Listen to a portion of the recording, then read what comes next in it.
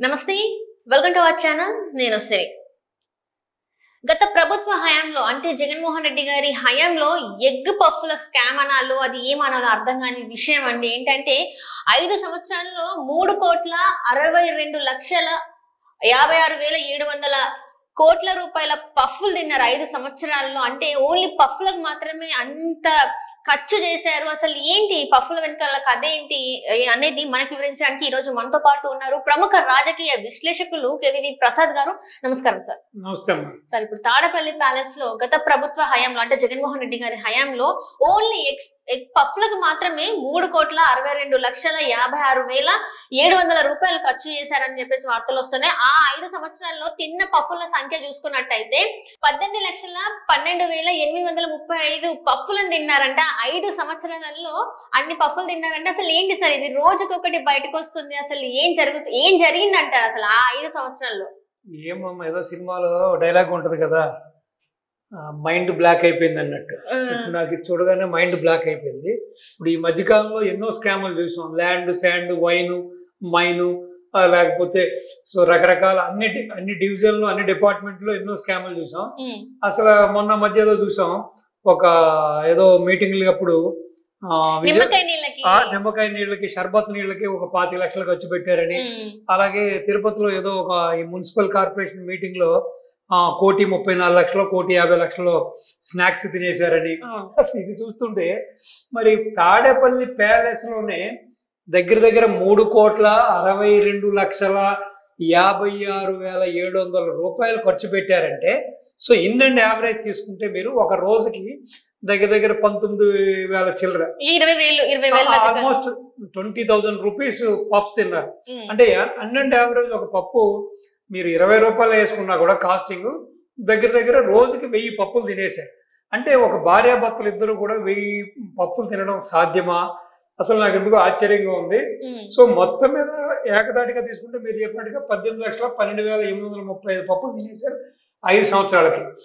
అంటే జగన్, ఇప్పుడు నాకు డౌట్ ఏంటంటే జగన్మోహన్ రెడ్డి పబ్జీ ఆడుకుంటాడని తాడేపల్లికి కొంపలో కూర్చుని, సో రెండోది ఆ పబ్జీ ఆడేటప్పుడు ఏదో మైండ్ పనిచేయదని, సో కాబట్టి అలా తినేసాడా, లేకపోతే ఏదో ఆత్మలతో మాట్లాడతాడని చెబుతారు కదా. సో బహుశా వాళ్ళ తాత ముత్తాత వెంకటరెడ్డి, తర్వాత వాళ్ళ తాత రాజారెడ్డి, తండ్రి రాజశేఖర రెడ్డి, వీళ్ళందరూ కూడా వచ్చి వాళ్ళు కూడా కలిపి తినేశారా? ఎందుకంటే ఆత్మలతో మాట్లాడతాడు కాబట్టి, ఒరే నువ్వు మీ ఆవిడ తినేస్తున్నారు ఎగ్ పఫ్స్ అని, మాకు కూడా పెట్టిన తినేరా? మరి ఈవెన్ వీళ్ళు మొత్తం వాళ్ళొక ముగ్గురు, వీళ్ళొక ఇద్దరు, 5గురు వేసుకున్నా కూడా రోజుకి 1000 పప్పులు తినడం అనేది సాధ్యం కాదు. అంటే మీరు అనేది ఏంటంటే ఆత్మలకు కూడా తీసుకొచ్చి పెట్టారంటారా? 100%. అంటే ఇది కాకుండానే సో వీళ్ళ ద్వారా ఎవరైతే బాధితులు ఉన్నారో, వీళ్ళ ముత్తాత, తాత, తండ్రి, ఇతను, వీళ్ళ జాబితాలో వీళ్ళు ఎంతో మందిని చంపేశారు. అంటే మీరు బాబాయ్ మర్చిపోయినట్టు అనిపిస్తుంది. అంటే బాబాయ్ రాడు కదా, రాడంటారా? లేనిపోయింది మనిషినే చంపాడు, మళ్ళీ ఆత్మను కూడా చంపేస్తాడు. ఆయన వచ్చి ఉండడు పాపం. ఎందుకంటే ఎంత ఘోరాతి ఘోరంగా చంపేసాడు నన్ను వీళ్ళు. సో లేనిపోయింది ఈ దరిద్ర కొట్టి ఎగ్ పఫ్స్ ఆశపడి నేను వస్తే మళ్ళీ నన్ను ఆత్మ కూడా నాది లేకుండా చేసేస్తాడేమో వీడని చెప్పి వచ్చుంటాడు ఆయన. సో అది కాకుండా మిగతా వాళ్ళందరూ కూడా వచ్చుంటారు. వీళ్ళందరూ బాధితులు చాలా మంది ఉన్నారు కదా. సో వాళ్ళందరూ కూడా ఒరే బతుకుండగా మమ్మల్ని ఏదో అది తినాలి, ఇది తినాలి, అది తాగాలి, ఇది తాగాలి, ఏదో లైఫ్ ఇలా ఎంజాయ్ చేయాలనుకున్నాం. మీరు, మీ తాత, మీ ముత్తాత, మీ తండ్రి, నువ్వు కలిపి మమ్మల్ని అందరినీ పరలోక యాత్రకు పంపించేశారు మీరంతా కూడా. అట్లీస్ట్ మాకు కూడా పెట్టండి అని చెప్పి వీళ్ళ చేత బాధింపబడిన, చంపబడిన ఆత్మలన్నీ కూడా వచ్చి తింటే గానీ అన్ని తినడం కష్టం. ఇప్పుడు 1000 ఆన్ అండ్ యావరేజ్ 1000 అమ్మా ఒక రోజుకి. 20,000 రూపాయలు అంటే డివైడ్ బై ఒక 20 రూపాయలు వేసుకున్నా 1000 పప్స్ అనేది మరి అది ఎవరి వల్ల కాదు.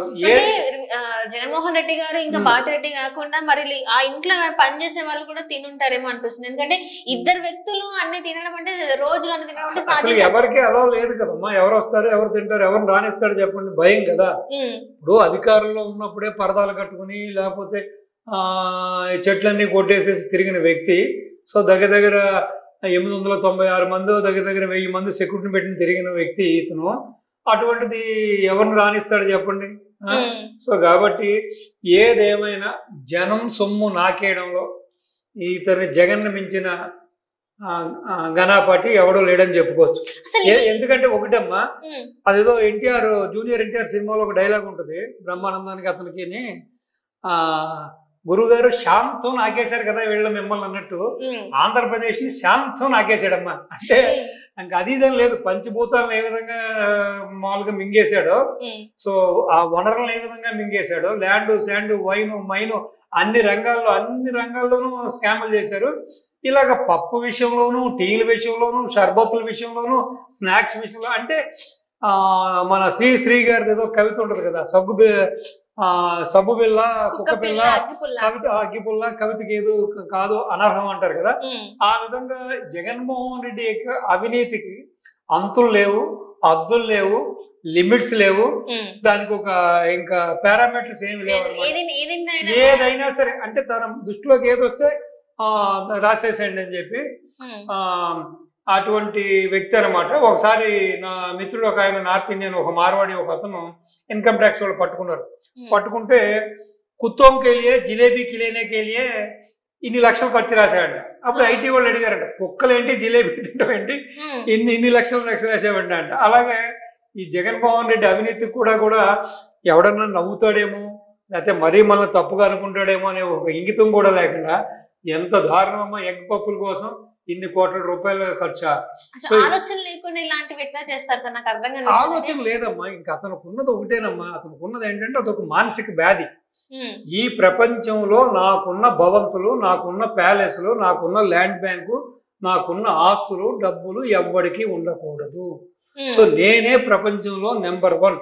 అంటే ఎటువంటి, ఇప్పుడు సాధారణంగా నెంబర్ 1 అంటే ఇప్పుడు బిల్ గేట్స్ ని తీసుకుందాం, లేకపోతే ఈ విధంగా ఎంతో మంది పెద్ద పెద్ద ప్రముఖులు ఉన్నారు. సో వాళ్ళంతా ఏంటంటే కష్టపడి ఏదో ఒక టెక్నాలజీ డెవలప్ చేసి, ఒక సాఫ్ట్వేర్ డెవలప్ చేసి, ఒక కంపెనీలు పెట్టి ఆ విధంగా కష్టపడి సంపాదించారు. ఏమీ కష్టపడకుండా తండ్రిని అడ్డం పెట్టుకుని దోచేశాడు. అలాగే తను ఏదో రాజశేఖర రెడ్డి కొడుకు కదా అని చెప్పి ఓట్లు వేసిన పాపానికి జనాల్ని ఈ 5 ఏళ్ళు ఏ విధంగా నాకేసాడో మనం చూసాం. అంటే ఇంకా డబ్బు మీద ఉన్న ప్రీతి తనకి ఇంక దేని మీద లేదు. ఆ డబ్బు కోసం ఎంతకన్నా దిగజారిపోతాడు. కేవలం ఏదో మడం తిప్పను, మాట తప్పను అని చెప్పి శుద్ధపూసు కౌరులు చెప్పడం, నీతి నిజాయితీ అని కౌరులు చెప్పడమే కానీ ఏ విధంగా ఐఏఎస్ని ఐపీఎస్ని అందరినీ కూడా నాకు ఇచ్చేసాడో చూసాం మనం. ఈ రోజు వాళ్ళ మీద యాక్షన్ తీసుకుంటుంటే వాళ్ళని అవినీతి ఆరోపణల నుండి, లేకపోతే వాళ్ళ ఇష్టానుసారం రాజ్యాంగ ఉల్లంఘన చేసి వాళ్ళ అధికారాన్ని దుర్వినియోగం చేసి వాళ్ళ పక్కన పెడితే ఏదో వాళ్ళందరి కోసం గగ్గోలు పెడుతుంది ఈ సాక్షి పత్రిక, సాక్షి టీవీ. ఏదో వాళ్ళకి అన్యాయం జరిగిపోతున్నట్టు ఈ విధంగా చేసేస్తున్నాడు చంద్రబాబు నాయుడు గారు అని చెప్పి. సో ఏదేమైనా సరే ఇంకా ముందు ఇంకెన్ని దరిద్రాలు చూడాలో మనం, ఇంకా ఎన్నెన్ని వింతల విశేషాలు చూడాలో, ఇంకా రేపొద్దున మరి ఇంకా ఎన్ని రకరకాల మరి క్యాడ్బరీ చాక్లెట్ అని వస్తుందో, లేకపోతే అమూల్ ఐస్ క్రీమ్ అని వస్తుందో, మరి ఏం వస్తుందో తెలియదు కానీ. సో ఏదేమైనా సరే ఈ విధమైన అవినీతి చేయడంలో జగన్ మించిన వాడు ఈ భూ ప్రపంచంలో లేడన్నదానికి ఫైనెక్స్ట్ ఎగ్జాంపుల్ ఇగో ఇటువంటిదేనమ్మా. అంటే 2 నెలలనే ఇన్ని గనం బయటకు వస్తున్నాయి అంటే ఇంకా చాలా, ఇంకా 56 నెలల పైన ఉంది మనకి టైం. మరి ఈ 5 సంవత్సరాల కాలంలో మరి ఇంకెన్ని రాబోతాయో ఏంటో. మరి జగన్మోహన్ రెడ్డి గారి స్కామ్లు ఇవేనా, ఇంకేమన్నా ఉన్నాయా? అంటే జగన్మోహన్ రెడ్డి ఒకరే కాదు, ఆయన చుట్టుపక్కల ఉన్న వాళ్ళందరి పేర్లు బయటకు వస్తున్నాయి. ఇంకెంతమంది పేర్లు వస్తాయి ఏంటో మనం వేచి చూడాలి. మరి పెద్ద ఆయన చంద్రబాబు నాయుడు గారు విజ్ఞుడు, లేకపోతే మార్గదర్శి, ఆయన ఒక టార్చ్ బేరర్ కాబట్టి ఆయన ఏదైనా సరే మనకంటే ఒక 10 ఏళ్ళు 20 ఏళ్ళు 30 ఏళ్ళు ఆలోచించే వ్యక్తి కాబట్టి ఆయన 1-2 శాంపుల్ చూడగానే చెప్పేశారు ఆయన. ఇది ఒక కేస్ స్టడీ, జగన్మోహన్ రెడ్డి అనే వాడి యొక్క చరిత్ర కేస్ స్టడీ. దీన్ని కేస్ స్టడీగా మనం పరిగణలోకి తీసుకోవాలి. ఈ భూ ప్రపంచంలో ఉన్న ప్రతి వాడికి ఇది ఒక కేస్ స్టడీగా చూపించాలని ఆ రోజునే చెప్పారు ఆయన. అది అధికారంలోకి వచ్చిన 2-3 రోజుల్లోనే. అంటే ఇక రాను ఇంకెన్ని స్కాములు వస్తాయి. ఇప్పుడు ఫుల్ ఫ్లెడ్జ్డ్ గా ఈ 5 ఏళ్ల కాలం కూడా ఏదైతే కూటమి ప్రభుత్వానికి ఇతని స్కాములు, ఇతని దుర్మార్గాలు, ఇతని అన్యాయాలు, ఇతని దోపిడీ, ఇతని యొక్క ఇటువంటి వెచ్చలవిడితనాన్ని బయట పెట్టడం వల్ల కాదు. బాబు గారు కావాలి ఇప్పుడు కూడా ఒక స్పెషల్ టీం నెయ్యాలి దీనికోసం. అంటే ఇంక వాళ్ళు ఒక రోజు దీని మీద, ఒక్కొక్క రోజు దాని మీద కాదు, పూర్తిగా జగన్మోహన్ రెడ్డి యొక్క అవినీతి మీద, అక్రమాల మీద, దుర్మార్గాల మీదే ఒక కంప్లీట్ టీం 24/7 పెడితే గానీ ఇవన్నీ బయటకు రావు. లేదంటే ఇది ఇంకొక 10 ఏళ్ళైనా 15 ఏళ్ళైనా ఇంకా తవ్వి కొలది ఏదో చెబుతారు కదా, ఓట బావులో నీళ్లు వస్తున్నట్టుగా జగన్మోహన్ రెడ్డి యొక్క అవినీతి బయటపడతానే ఉంటది. కాబట్టి సో మేము ఇప్పుడు ఎగ్ పప్పులకి ఎంత ఖర్చు అంటే రేపొద్దున మరి చికెన్ పప్పుకి ఎంత వేస్తాడో, మటన్ పప్పుకి ఎంత వేస్తాడో, ఫిష్ పప్పుకి ఎంత వేస్తాడో మనం వేచి చూడాలమ్మా. ఏదేమైనా కానీ నిజంగానే మహానుభావుడు ఇతను. సో మన జీవితాంతం కూడా గుర్తు పెట్టుకోవాల్సిన వాడు. ఇటువంటి యొక్క జగ్లక్ని తుగ్లక్ని ఈ భూ ప్రపంచం ఇంకా చూడబోము కూడా అమ్మా.